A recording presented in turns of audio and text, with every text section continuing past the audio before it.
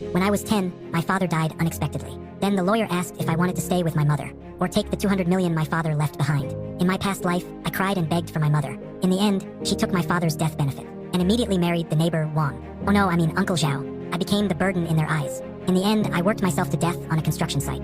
I was only 28 when I died. Looking back at that pitiful, ridiculous life, I was utterly stupid from start to finish. Now the crossroads of fate appears again. The woman in front of me cries like pear blossoms in the rain. Dad, how could you leave? How are we, a widow and an orphan, supposed to go on? She wails heart-wrenchingly, her body limp like mud. If no one were there to hold her up, she would collapse to the ground at any moment.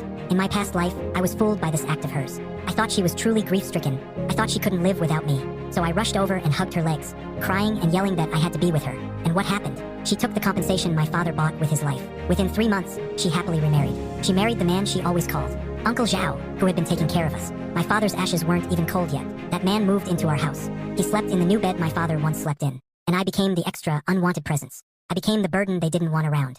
Xiao Chong had a son 2 years older than me. He treated me like a thorn in his side. To please that stepson, Lilan beat and scolded me without mercy. The money my father left behind became the capital for their family to eat, drink, and have fun. It became my stepbrother's ticket to impress girls and flaunt wealth. Meanwhile, I had to collect scraps just to afford tuition. I was kicked out to work before even finishing high school.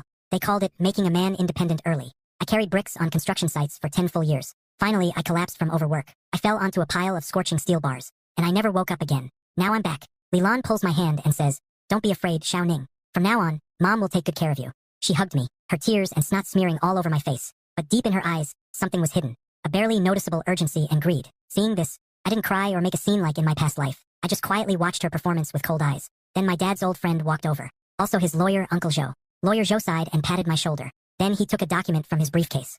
Lawyer Zhou said, "Lilan, Xiao Ning. This is the will Ninggu made before he passed." Lawyer Zhou's voice was exceptionally heavy. Ninggu considered all possibilities. He has assets totaling 200 million. They have already been notarized. Now there are 2 choices. First, Xiao Ning stays with you. This money will be kept as compensation and child support, managed by you on his behalf, until Xiao Ning becomes an adult. Upon hearing this, Li Lan's breathing instantly quickened. A frightening gleam lit up her eyes. She stared fixedly at the will. Second, if Xiao Ning chooses not to stay with you, the money will be transferred to a trust fund, managed by me on his behalf. Xiao Ning will have sole control over it, and you, Li Lan, will receive none of